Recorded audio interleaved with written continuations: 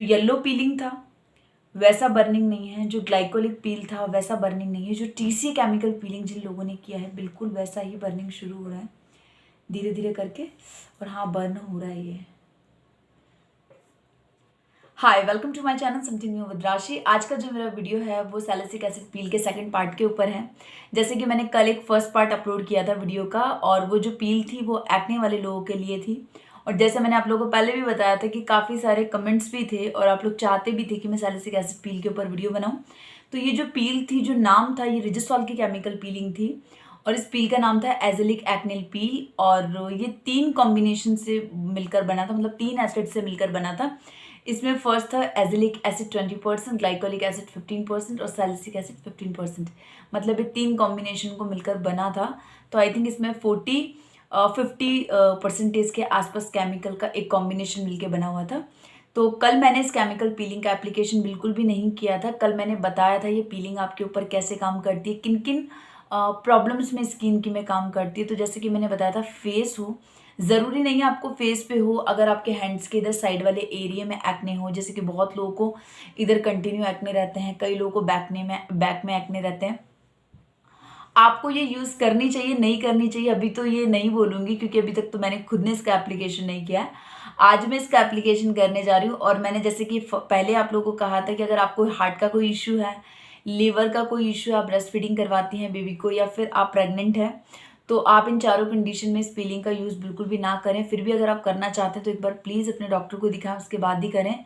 और सेकंड चीज़ ये है कि अगर आप लोग एक्ने का सारा ट्रीटमेंट ले चुके हैं, सब कुछ करवा चुके हैं, अगर आप लोगों ने अभी ये है कि नहीं यार, हमें डॉक्टर भी एक्ने की पील सजेस्ट कर रहा है, सैलिसिक एसिड पील हम लोगों को सजेस्ट कर रहा है, हमें करनी चाहिए, आप उस कंडीशन में करो। अगर आप 18+ हो, अभी तक आपने कुछ भी ऐसा ट्राई नहीं किया है, तो मैं बिल्कुल भी नहीं बोलती कि आप फर्स्ट में ही केमिकल पीलिंग कर लो, क्योंकि केमिकल कोई सा भी हो, केमिकल सारे ही बहुत स्ट्रांग होते हैं। हम लोग जो ब्यूटी प्रोडक्ट यूज़ करते हैं उनमें 5%, 3%, 2% इतना ही होता है, लेकिन ये बहुत ज़्यादा है। इतना 50% केमिकल मिलकर आना बहुत ज़्यादा होता है।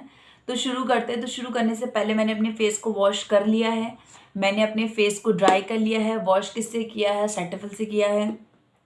सेटाफिल से मैंने फेस को वॉश किया, वॉश करने के बाद इसको ड्राई किया। ड्राई करने के बाद मैंने अभी तक अपने फेस पे कुछ भी नहीं लगाया है। अगर मैं पूरे फेस पे केमिकल पीलिंग लगाती हूँ तो मेरा जो रूटीन है, मॉर्निंग का रूटीन है, इवनिंग का रूटीन है, वो डिस्टर्ब होगा। और एक्ने का तो ये है, मैं काफ़ी टाइम से वेट करूँ बहुत ज़्यादा एक्ने हो तो मैं केमिकल पीलिंग करके बताऊँ, लेकिन ऐसा कुछ भी नहीं है। ये जो पूरा पार्ट है मेरा, मैं इस पूरे पार्ट में केमिकल पीलिंग यूज़ करूँगी। कल वाले पार्ट में मैंने इसलिए अप्लाई नहीं किया था। मैंने आप लोगों का कोई भी केमिकल पीलिंग हो, मैंने टीसीए किया, टीसीए का पेस्टर्स लिया, मैंने ग्लाइकोलिक किया, ग्लाइकोलिक का पेस्टर्स लिया, मैंने येलो पीलिंग का भी पेस्टर्स लिया। तो इस तरीके से कल पहले मैंने सैलिसिक एसिड का, मतलब एजेलिक एसिड पील का वो लिया था, पेस्टर्स लिया था। पेस्टर्स लेने के बाद अब मैं उस पीलिंग को करने जा रही हूँ। मुझे था कि पहले मैं पेस्टर्स लूँ, अगर मुझे कोई प्रॉब्लम होता है तो मैं कल इसका एप्लीकेशन नहीं करूँगी, अगर मुझे कोई प्रॉब्लम नहीं हुआ तो मैं इसका एप्लीकेशन करूँगी। तो अभी पीलिंग शुरू करते हैं। जैसे कि ये पीलिंग ओपन हो चुकी है। ओपन क्यों हो चुकी है? कल इस पर कवर था, क्योंकि कल मैंने इसको यूज़ किया था, तो ये ओपन हो चुकी है। इसको यूज़ करने से पहले मैं सबसे पहले अपने हाथों में ग्लव्स पहनूंगी। मैंने पहले आप लोगों को कहा, कोई सी भी पीलिंग करो, येलो हो, ग्लाइकोलिक हो, टीसी हो, कितना भी लो हो, स्ट्रांग नहीं हो, फिर भी आप लोगों को पीलिंग सोल्यूशन के अलावा किसी भी पीलिंग को यूज़ करने से पहले आप लोग अपने हाथों में ग्लव्स पहनने चाहिए। तो मैं सबसे पहले अपने हाथों में ग्लव्स पहनूंगी। अगर आप लोगों का है तो आप लोग प्लीज़ अपने हेयर को अच्छे से कवर कर लेना, ताकि जब आप पीलिंग करो तो आपके फेस पे पील बिल्कुल भी ना लगे, मतलब आपके हेयर्स को पील बिल्कुल भी टच ना करे। तो ये है पील, और ये कैप मैंने इसका यूज़ किया था, तो ये ओपन ही है। तो मैं इस तरीके से दोनों हाथों में मैंने ग्लव्स पहना है, क्योंकि जो शीशी हम लोग यूज़ करते हैं तो दोनों हाथों में टच होती है, तो मैं इसको बहुत कम क्वांटिटी में लूँगी। ये कैप आता है, आप ये पूरा एक ड्रॉप ले सकते हो। तो मैंने इसका ये एक ड्रॉप लिया।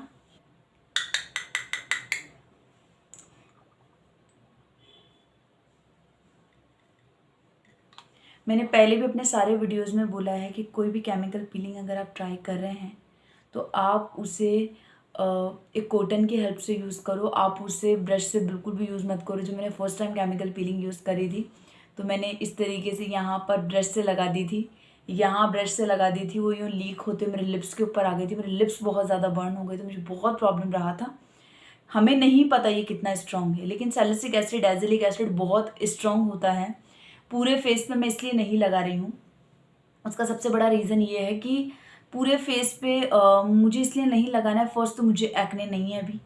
दूसरी चीज़, अगर मैं पूरे फेस पे लगाऊंगी तो भी मुझे रिजल्ट्स का नहीं पता चलेगा। मैं, अब बात है कि फिर आप पूरे फेस पे नहीं लगा रही तो आप लगा ही क्यों रही हो?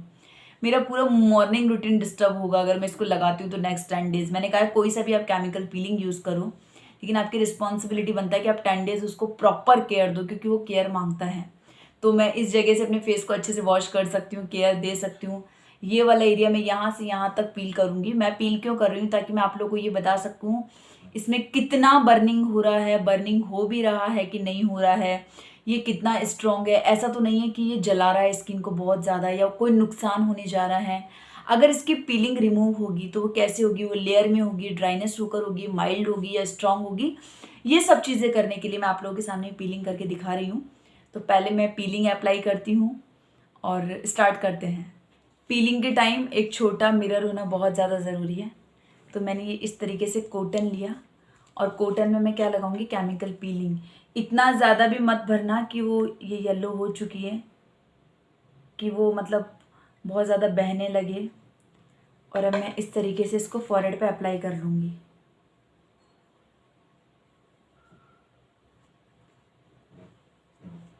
अभी तक तो मुझे कोई बर्निंग नहीं हो रहा है इससे। टाइम ड्यूरेशन का वही है कि चाहे मुझे बर्निंग हो या मुझे बर्निंग ना हो, लेकिन मैं इसको 2 से 3 मिनट से ज़्यादा बिल्कुल भी नहीं रखने वाली हूँ, क्योंकि ये केमिकल पीलिंग है। ज़रूरी नहीं है कि ये बर्निंग नहीं कर रहा है तो ये स्ट्रांग नहीं है। हो सकता है कि इसके रिएक्शंस बाद में निकल के आएँ। ये मैंने इसका एक कॉट लगाया है अभी, और अभी मुझे जैसे कि इसमें बिल्कुल बर्निंग नहीं लग रही, तो मैं इसका एक कॉट और लगाऊंगी।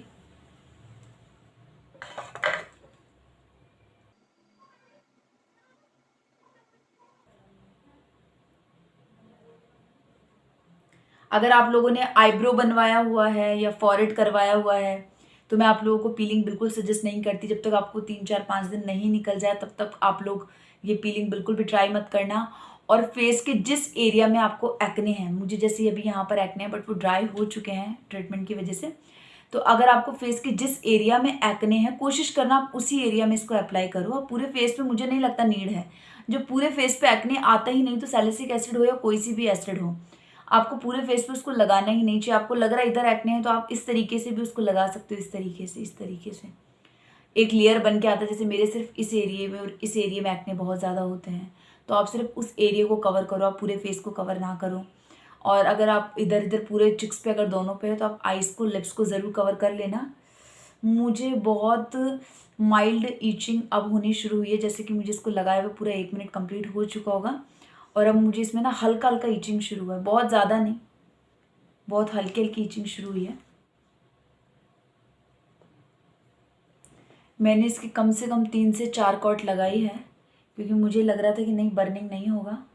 और मैंने बहुत बहुत माइल्ड हाथों से ना, बहुत दूर से, मतलब ऐसा नहीं कि मैं बहुत नज़दीक जाकर मैंने लगाया, नहीं। एक्ने रिमूव होंगे नहीं होंगे ये तो मुझे वैसे भी नहीं पता चलता। मैंने हर पील्स के लिए पहले कहा है कि आप लोगों को ये चीज़ तो तब तक नहीं पता चलती जब तक आपको प्रॉब्लम नहीं है। तो बिना किसी प्रॉब्लम के पीलिंग करना तो बिल्कुल भी ठीक नहीं है, क्योंकि जब प्रॉब्लम ही ट्रीट नहीं होगा। अभी बर्निंग बहुत तेज़ हो रहा है कसम से, मतलब मुझे लग रहा था कि हाँ बर्निंग होगा। अभी जो बर्निंग का लेवल है वो स्टार्ट हो गया। और जो येलो पीलिंग था वैसा बर्निंग नहीं है, जो ग्लाइकोलिक पील था वैसा बर्निंग नहीं है, जो टीसी केमिकल पीलिंग जिन लोगों ने किया है बिल्कुल वैसा ही बर्निंग शुरू हो रहा है धीरे धीरे करके। और हाँ, बर्न हो रहा है ये।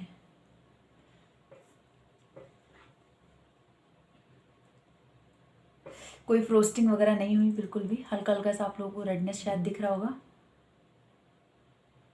हल्का सा रेडनेस हुआ है, बाकी कोई फ्रोस्टिंग वगैरह नहीं हुई है।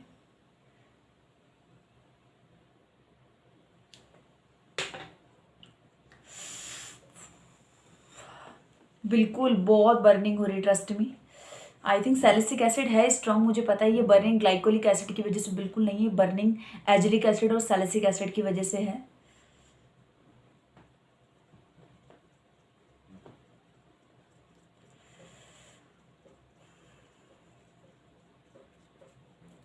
तो फाइनली मैं यही कहूँगी कि सैलिसिक एसिड से बर्निंग हुआ है और टीसी के लेवल वाला बर्निंग हुआ है, ग्लाइकोलिक येलो वाला बर्निंग नहीं हुआ है, बहुत बहुत तेज़ बर्न कर रहा है।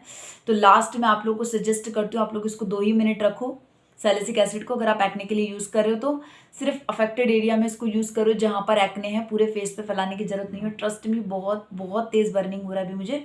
तो मैं फाइनली न्यूट्रलाइजर अप्लाई करूँगी। न्यूट्रलाइज़र करने के बाद मुझे और ज़्यादा तेज़ बर्निंग हो रहा है इसमें। जैसे कि टीसी के टाइम हम लोगों को बर्निंग होता है, बहुत तेज़ बर्निंग होता है अगर हम लोग। अब मैंने फिर आज गलती करी है, मुझे नहीं पता था ये इतना बर्न करने वाला है, तो मैंने आइज़ पे वो नहीं लगाया, क्या बोलते हैं उसको, वैसलीन। आप लोग प्लीज़, अगर आपके फॉरहेड पे भी एक्ने होते हैं, छोटे छोटे एक्ने होते हैं, अगर आप लोग ये यूज़ कर रहे हैं तो आइज़ पे अच्छे से यूज़ करना, क्योंकि ये बर्न कर रहा है, बहुत तेज़ बर्न कर रहा है ये। और मैं 100% श्योर हूँ अगर ये बर्न कर रहा है तो पीलिंग तो ज़रूर करेगा। तो न्यूट्रलाइज़र हो चुका है और आप लोगों ने देखा होगा कि स्किन भी मेरी रेड हो गई है। मेरा पूरा पूरा फॉरहेड रेड हो चुका है और आप लोगों को नज़र आ भी रहा होगा, ये रेडनेस अलग ही दिख रहा है ना। अब मैं सबसे पहले जाकर अपने फेस को वॉश करके आऊँगी। जैसे कि मैंने बोला है कि कोई सा भी पीलिंग हो, फेस को वॉश करना है। फेस वॉश बिल्कुल भी यूज़ नहीं करूँगी, मैं अपने फेस को सिर्फ और सिर्फ ठंडे पानी से वॉश करूँगी। तो मैंने अपना फेस वॉश कर लिया है और अभी भी बर्निंग हो रहा है सीरियसली। मतलब मैंने टीसी किया था और ये इतना शो नहीं हो रहा, लेकिन मेरा फॉरहेड पूरा रेड हो रहा है। फ्रोस्टिंग नहीं हुई है कहीं से, पर रेडनेस बहुत बहुत ज़्यादा है, कहीं से फ्रोस्टिंग नहीं हुआ है। और बाकी रिजल्ट्स क्या हैं, क्या ये एक्ने पे काम करेगा नहीं करेगा, ये सारी चीज़ें तो अभी ये पता चलेगा सबसे पहले तो कि ये पीलिंग कर रहा है कि नहीं कर रहा है, इसके साइड इफ़ेक्ट हैं कि नहीं है, इसने कहीं ऐसा तो नहीं कि कोई नुकसान पहुंचाया है। तो जो लोग सैलिसिक एसिड पील करना चाहते थे, स्पेशली जो काफ़ी टाइम से, काफ़ी लॉन्ग टाइम से एक्ने से सफ़र कर रहे हैं, उन लोगों को मैं अभी बिल्कुल भी सजेस्ट नहीं करती कि आप लोग ये पील करो। पहले मैं एक बार इसका देखती हूँ कि इसके क्या रिजल्ट्स निकल कर आते हैं, ये सही है नहीं है, उसके बाद ही आप लोग इसको ट्राई करिएगा। तो बिल्कुल, अगर आप लोगों को, और हाँ, मैं इसका जो फर्स्ट पार्ट था वो मैं डिस्क्रिप्शन में लिंक शेयर कर दूंगी। अगर आपको कोई कन्फ्यूज़न है, कोई सवाल है, तो आप लोग मेरी इंस्टाग्राम ID NewRashi123 पर भी मैसेज कर सकते हैं। और बाकी इसका जो भी रहता है मैं आपको इसके थर्ड पार्ट में बताती हूँ। Thank you.